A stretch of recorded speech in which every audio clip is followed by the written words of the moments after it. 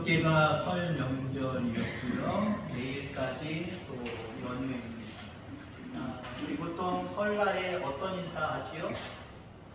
새해 복 많이 받으세요. 옆에 분들에게 한번 새해 인사 나눠주시기 바랍니다. 새해 복 많이 받으세요.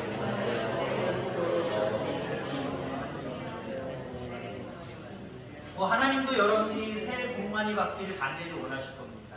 근데 너무 새해 복 많이 받으세요라고 하는 이 말은 너무 세상적인 것 같아요. 안 믿는 사람이나 믿는 사람이나 다 똑같이 하는 거기 때문에 좀 우리는 다르게 좀 인사했으면 좋겠습니다. 오늘 제목의 말씀이 뭡니까?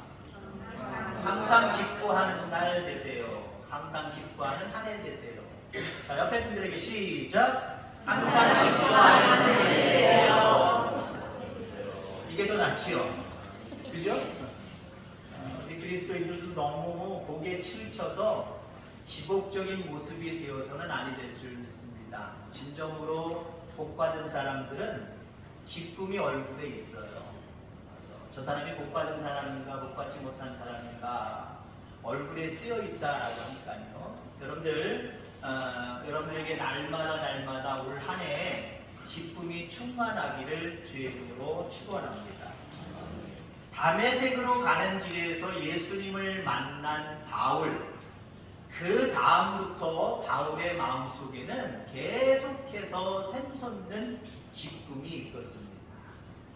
환경과 상관없었어요. 어디를 가든지 그 속에서부터 막 색이 솟아났어요. 늘 기뻐하는 모습으로 살아갔고요. 오늘 감옥에 갇혀 있으면서도 많은 믿음의 사람들에게 권면하고 있지요. 주 안에서 항상 기뻐하라. 내가 다시 말하니 기뻐하라 라고 말씀하고 있습니다. 여러분 1년 365일을 가만히 여러분들이 나름대로 한번 그려보시기 바랍니다. 하루하루를 놓고 평가할 때 기쁨의 날이었느냐 아니면 걱정과 근심의 날이었느냐, 하얀색 날이었느냐 검은색 날이었느냐, 한번 365일을 놓고 지나간 몇 년이나 지나간 한 해를 한번 생각해 보세요. 하얀 날이 더 많았어요? 검은 날이 더 많았어요?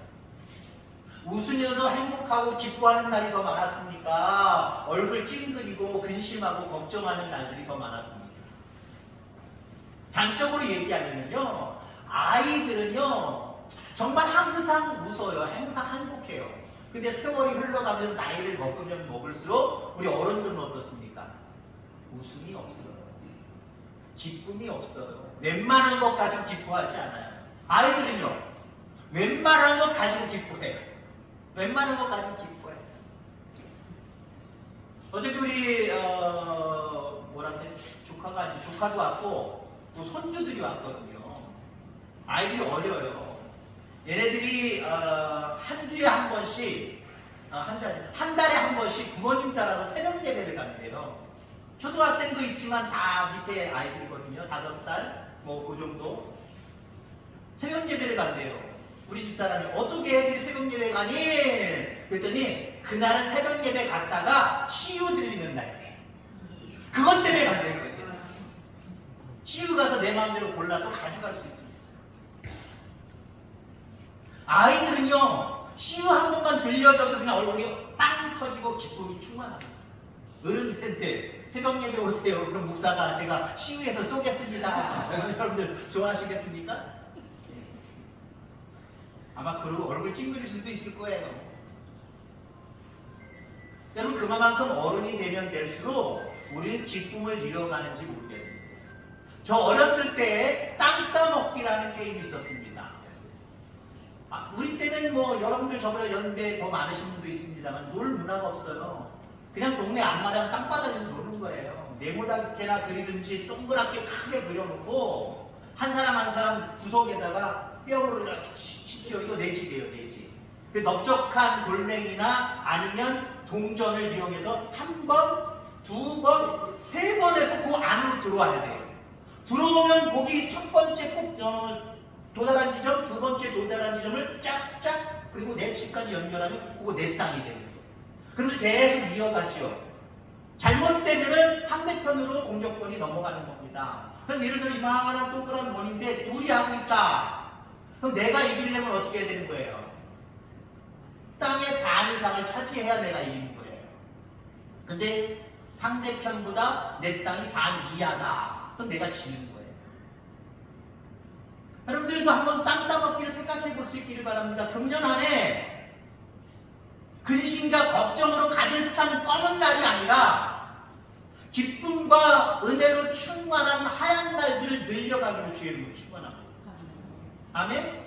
올해보다 내년, 그리고 지난해보다 올해 기쁨의 날들이 늘어가야 돼. 오늘 바울은 우리에게 항상 기뻐하라, 다시 말하노니 기뻐하라 라고 권면하고 있다라고 하는 겁니다. 주님께서 우리에게 기뻐하라고 하신 이유가 도대체 무엇일까요? 여러분들, 물론 옛날에 코미디 프로에 보면 웃으면 복이 온다라고 하는 말이 있습니다. 웃으면 복이 온다. 기뻐하면 할수록 여러분들 복이 오는 줄 기억하기를 주의 이름으로 축원합니다. 그럼 어떤 사람들이 그렇게 얘기할 거예요. 기쁨을 주셔야 기뻐하지요. 먼저 달래는 거죠. 근데 가만히 놓고 평가하면요, 이미 우리는 기뻐할 수 있는 충분한 이유들을 가지고 있어요. 구원받았잖아요. 영원한 생명의 나라를 소유받았잖아요. 그것만 가지고도 우리는 항상 기뻐할 수 있다라고 하는 거예요. 저는 웃음 치료도 좀 해봤습니다. 시골 목회를 하다 보니까 어르신들이 너무 많으니까 어르신들을 어떻게 행복하게 해드릴 수 있을까, 그런 맥락으로 웃음 치료도 공부를 했고, 나름대로 그냥 뭐 좋은 건 아니지만 자격증도 가지고 있어요. 여러분들, 웃음 치료에서 중요하게 이야기하는 게 뭐냐면은 일부러라도 웃으려는 거예요. 처음에 저 교육받으러 갈 때 그 목사가 체폭이 있잖아요. 점잖았잖아요. 앞뒤도 생각을 하잖아요. 근데 갑자기 강사님이 교육을 시작을 하는데 막 웃으려는 거예요. 저게 뭔가 창피해. 저게 무슨 교육이야. 집에 갈까? 때려치울까? 그 생각도 많이 했어요. 물론 그러한 시간들이 계속 저한테 곤욕스럽긴 했긴 했습니다만은 그분들이 강조하는 게 있어요. 웃을 때 중요한 건 15초 이상을 유지해야 되는 거예요. 10초 웃다가 말고 5초 웃다가 말고 그게 아니에요. 15초 이상을 웃으면 15초만 넘어가면 인간의 머리는 진짜 자기 자신이 기뻐서 지금 행복한 줄 알고 착각을 일으키게 되는 거예요. 좋은 착각이죠. 우리는 어때요? 스스로 걱정하고 염려하면서 인상 쓰고 있잖아요. 해결될 거 하나도 없어요. 근데 일부러라도 웃으니까 어때요? 우리의 몸이 반응을 한다는 거예요. 우리의 몸에 기쁨의 요소들이 자꾸 생각나게 만들고 결국 웃음의 사람이 된다라고 하는 겁니다. 성경에는 기쁨이나 웃음에 관계되어서 나오는 단어들이 384번이나 나온다라고 하는 겁니다. 그만큼 성경은 우리에게 기쁨을 이야기하는 책입니다. 물론 뭐 구원을 얘기한다, 뭐 중요한 포인트는 거기에 있죠. 그러나 구원받은 자녀들의 표징은 기쁨입니다. 기쁨이 있어야 돼요. 독일의 영성신학자인 마이스터 에카르트라고 하는 분이 있는데 이분은 이렇게 이야기합니다. 하나님은 태초부터 폭속 가운데 이 세상을 창조하셨다라고 말하고 있어요. 그런데 그분이 이야기하는 거 맞아요. 왜요? 첫째 날 빛이 있으라 라고 하면서 그 만들어진 과정을 지켜보시면서 어떻게 하셨다 그랬어요? 보시기에 좋았더라. 웃으셨다는 거예요. 첫째 날 창조 끝내고 너무 좋다. 웃으셨다는 거예요. 둘째 날 동일해요. 셋째 날 동일해요. 넷째 날 동일해요. 다섯째 날 동일해요. 여섯째 날 심히 좋았더라. 인간을 창조해 놓고 직접 빚으시고 만들어 놓으시고 그 후에 생기를 불어 넣으시면서 너무 좋았다는 거예요. 기쁨이 충만했다라고 하는 거예요. 저는 그렇습니다. 우리 하나님은 이 태초를 창조하실 때부터 웃으셨다는 거예요. 독소하셨다라고 하는 거예요. 스바냐 3장 17절 말씀에 보면 이런 말씀이 있어요. 그가 너로 인하여 기쁨을 이기지 못하여 하시며 너를 잠잠히 사랑하시며 너로 인하여 즐거이 부르며 기뻐하시리라. 이걸 공동 번역에서 어떻게 이렇게 풀어서 이야기를 하냐면, 명절이라도 된 듯 인간 때문에 기쁘게 더덩실 춤을 추신다라고 이야기를 하고 있습니다. 하나님은 연약한 죄 많은 우리 인간을 보시고도 더덩실 춤추시면서까지 기뻐하시겠다는 거예요. 우리는 어떻습니까? 좋은 일이나 있어야, 그것도 내 성에 차야 기뻐하잖아요. 그렇지 못하면 어떻습니까? 기뻐하지 않죠. 명절이라도 된 듯 기쁘게 더덩실 춤을 추시리라. 옛날 같은 명절은 아닙니다만은 그래도 명절 기다리시잖아요. 못 보던 자녀들, 못 보던 손주들 볼 수 있으니까 얼마나 좋습니까? 그날 며칠 전, 몇 주 전부터 아마 흥분 되실 거예요. 온대는데 뭐 해줘야 되나? 그러면서 기다려 주실 거예요. 그러면 당장 눈앞에 또 보인다고 생각해 보세요. 저 멀리서부터 차가 온다, 아이들이 막 오고 있다. 여러분 어떠십니까? 실질적으로 춤을 안 추시겠지만 더덩실 춤을 추는 것 같은 기쁨이 그 속에 여러분 가득할 거예요. 우리가 믿는 하나님은 기뻐하시는 하나님이고요, 웃으시는 하나님입니다. 기쁨의 근원이 되시는 하나님입니다.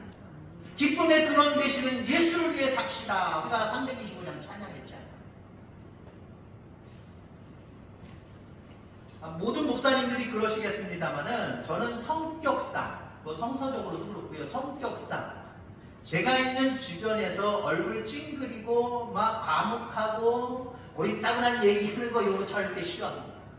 제 주변에서는 항상 막 웃었으면 좋겠어요. 근데 제가 좀 약간 실이 없을 때가 있어요. 왜요? 야, 분위기가 너무 굳어있다, 얼굴들이 다 찡그려져 있다. 야, 왜 그러지? 목사님들 모인 데서도 그래요. 성도들끼리 모여있는 그 자리에서도 그래요. 죄송하지만 저는 그런 모습을 볼 수가 없어요. 역사적인 책임을 느낍니다. 안 되겠다. 농담 툭툭 던지. 좀 약간 실이 없고 가벼울 수도 있어요. 제가 10월 15일 우리 교회 오려고, 작년입니다. 작년 10월 15일 우리 교회 오려고 제가 우리 장로님들이랑 청빙위원들 앞에서 면접을 봤어요. 가벼운 마음으로 왔어요. 저는 여기 올 때부터 목사님 나 좀 소개 좀 시켜주세요. 거기 꼭 갈 수 있도록 어떻게 좀 손 좀 써주세요. 이거 제일 싫어합니다. 왜? 하나님의 직은 하나님이 알아서 귀한 종을 보내시게 되어 있습니다. 하나님의 뜻에 따라서. 근데 저는 옆에 있는 목사님들한테 저 태학교에 이력서 줬는데 알고 계세요? 태학교 잘하세요? 그럼 저 좀 도와주세요. 절대 얘기 안 해요. 얘기 안 했어요. 그리고 이력서를 놓고 10월 15일 날 제가 이곳에 와서 면접을 봅니다. 아마 우리 장로님이 그런 생각 하셨을 분 몇 분 계셨을 거예요. 청빙위원들이. 저분이 이 면접을 보러 온 분이 맞나? 라고 할 정도로. 자신 만만해서가 아니라요, 하나님의 뜻에 맡겨놓고요, 그냥 자유롭게 했어요. 그날 분위기 좋았죠.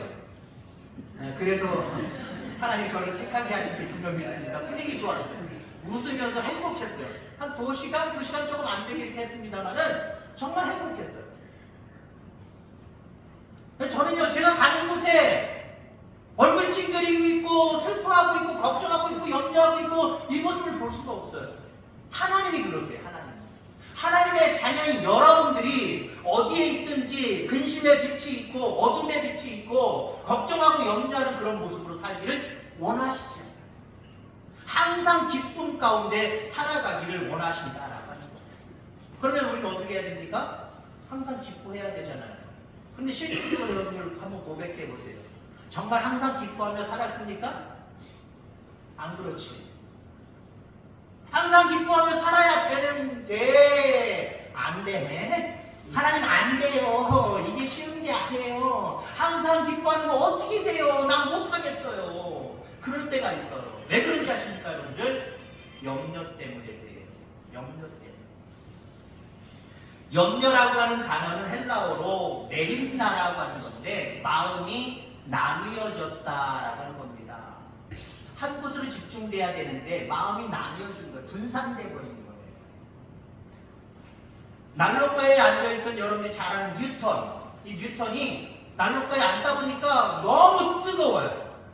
여러분도 그런 경험 있잖아요. 옛날에 여러분들 교실에 갈탄 떼는 거 그런 거 있으셨죠? 도시락 막 올려놓기도 하셨고, 그때 옆에 앉은 난로 옆에 앉은 아이들은 참 좋겠다 일찍 와서 거기 맡은 애들이 있어요. 때로는 주먹개나 쓰는 애가 뭐 뇌절이야 그러면 찍소리 못하고 물러나야 돼. 그 자리 좋을 것 같지요? 아니요. 한두 시간만 지나면 뜨거워 죽을 거야. 죽을 거야. 하고 야 나랑 바꿔. 바꿀 때가 많아. 뉴턴이 난로가에 앉아서 책을 읽고 있는데 너무 뜨거운 거예요. 종이 있었어요. 난로 불 좀 줄여. 너무 뜨거워. 그 모습을 봤던 종이 가만히 보니까 건방지지만 뉴턴에게 이렇게 얘기합니다. 주인님이 뒤로 조금 물러나는 게 더 편리할 것 같습니다. 이걸 줄이려면 시간 오래 걸리니까 약간 뒤로 물러나세요. 정말 물러나니까 금방 괜찮아지더라는 거예요. 뉴턴은 책 읽는 데만 정신이 팔려서 그 난로에서 조금만 물러나면 그렇게 뜨겁지 않구나 라고 하는 것을 바라보지 못했다라고 하는 거예요. 여러분 근심이 그렇습니다. 여러분 근심의 모습 가운데 살아가다 보면은요, 우리는 마땅히 보여야 될 상식적인 것과 마땅히 보여야 될 진리들이 안 보일 때가 있다라고 하는 거예요. 근심 걱정 많은 사람들 여러분들 보세요. 쓸모없는 것들을 가져다가 어떻게 하면 좋아 라고 생각하고 있어요. 정말 중요하고 더 귀한 것에 마음을 쏟아야 되는데 그게 안 보이는 거예요. 근심과 걱정은요, 우리 앞에 하나를 뭔가 거꾸를 하나 씌우는 것과 똑같은 거예요. 그럼 이 근심을 다 하나님 앞에 내려놓을 수 있는 저와 여러분들 다 되기를 주의 이름으로 축원합니다. 염려하다 보면은요, 하나님도 안 보여요. 아니 보여지더라도 하나님 마치 능력 없는 분으로밖에 생각이 되어지지 않아요. 우리가 흔히 백내장 수술하신 분도 있고 라섹 수술하신 분도 있어요. 그거 하면 좋다고 얘기하더라고요. 저도 할까 말까 좀 고민 중에 있어요. 시력이 너무 떨어졌기 때문에 이게 누진다 초점 가지고 하다 보니까 좀 약간 헷갈릴 때도 있고요. 그다음에 점점 안경을 썼어도 작은 글씨들이 죄송한 표현이지만 우리 어르신들한테 죄송하지만 저도 글씨가 잘 안 보일 때가 있어요. 눈꺼풀에 뭐가 꼈나 나도 긁어낼까 어디 좀 해볼까 그 생각을 좀 가지기도 해. 그거 하신 분들 뭐 아니면 가만히 보니까 되게 좋다고 얘기하더라고요. 좋게 얘기하시는 분들이 너무 많더라고요. 잘 보인다고, 선명하게 보인다고, 안 보이던 것이 보이기 시작한다.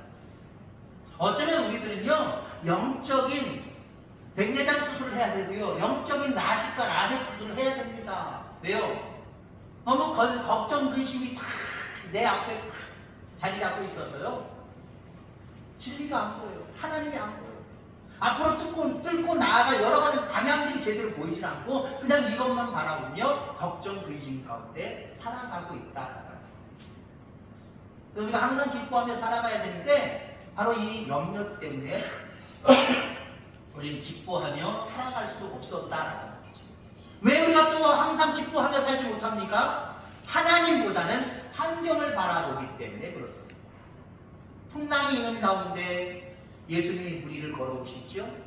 베드로가 어머나 예수님이네. 예수님 나도 예수님처럼 무리를 걷게 해주세요. 와! 예수님 바라보고 나아갈 때에 빠지지 않고 걸어갈 수가 있었어요. 근데요, 나중에 가다 보니까 이제 예수님 바라보는 자기의 시야가 밑을 쳐다보고 파도를 바라보는 그 순간 풍덩 빠지더라는 거죠. 무엇을 바라보고 살아가느냐 중요한 겁니다. 금년 안에 여러분들 가운데 항상 기뻐함이 있기 위해서 세상 것들, 염려하는 것들, 걱정하는 것들 이것만 바라보지 마시고요, 그 배후에 함께 계시는 하나님을 바라볼 수 있는 저와 여러분들 다 되기를 주의 이름으로 축원합니다. 자, 그러면 어떻게 하면 항상 기뻐할 수 있는 삶을 살아갈 수 있을까요? 항상 기뻐하는 삶. 그럼 여러분 TV 켜놓고 항상 개그 프로 좀 보셔야 항상 기뻐할 수 있겠습니까? 개그 프로 많이 보면은 항상 기뻐하지 않을까요? 개그 프로 얘기하니까 제가 웃으면서도 아주 놀랍고 엄청난 이야기를 하려고 합니다, 여러분들. 오늘 아침 뉴스 보셨습니까?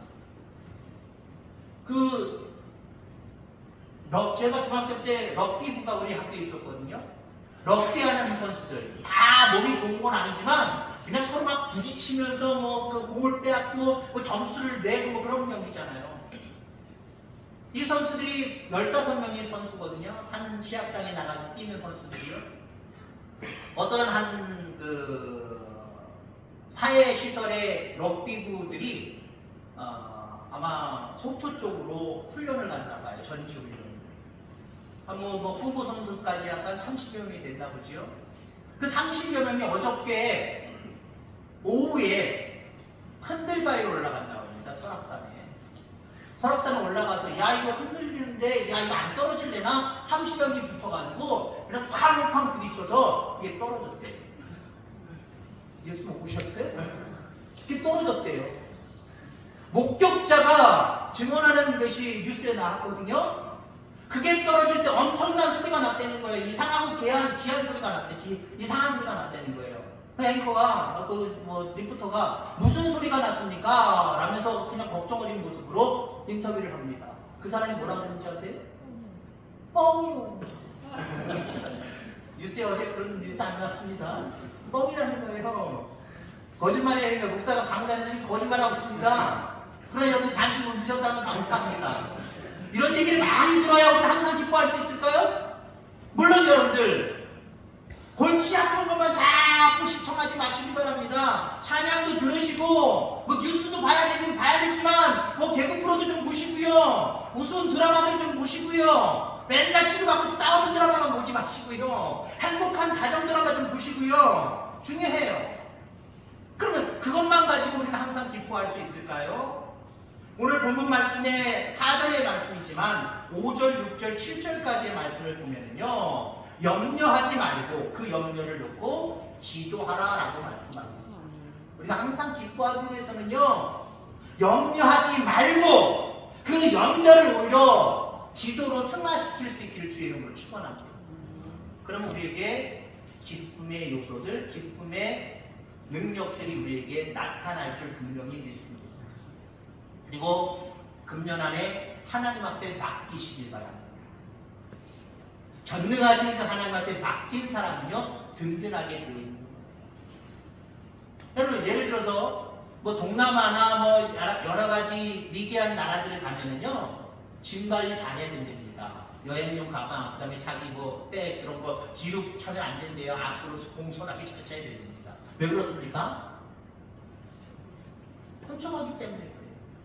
그러니까 한국에 온 외국인들이 이해가 안 되는 게 버스를 타려고 했더니 버스 타는 사람들은 없고 그냥 캐리어만 쫙 줄 수 있답니다. 그래서 버스만 오면 어디서 나타나는지 쭉 와가지고 싣고 타드리는 거예요. 깜짝 놀라는 거죠. 왜? 자기 나라에서 그렇게 했다가는 당장 없어지니까. 옛날에 여러분 선교사가 차를 끌고 차를 주입포장도로 막 가고 있는데 앞에 할머니가 짐을 들고 낑낑 거리면서 가더라는 거예요. 그 선교사가 쫙 서가지고 할머니 타세요. 괜찮아요. 어디까지 가시는데? 나 거기 가요. 모셔다 드릴게요. 타세요. 마지못해 그냥 좋은 게 좋은 거니까 탔대요. 그래서 이제 투덜투덜 하면서 운전을 선교사님이 하고 가는데 백미러를 쳐다보니까 깜짝 놀랐다는 거예요. 할머니가 짐을 안 내렸다는 거예요. 이기 된 거. 아니 할머니 왜 짐을 안 내리세요? 아유 그냥 내 몸 하나 탄 것도 미안해 죽겠는데 짐까지 어떻게 되느냐. 우리 하나님은 여러분의 짐 맡기는 거 좋아하세요.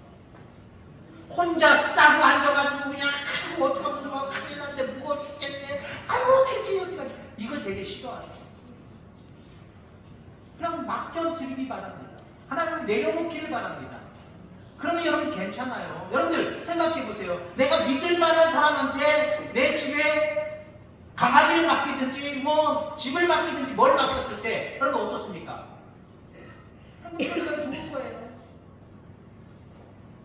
여러분 집들이 어떤 집들이 좋은 집입니까? 뭘 집이 좋다. 내가 사는 집, 앞으로 내가 살 집이 어떤 집이 좋냐 나쁘냐는 평가하는 게 여러 가지 기준이 다를 수 있습니다만은 아마 그 중에 하나는 바로 옆에, 바로 앞에 경찰서가 있으면 든든할 것 같아요. 그죠?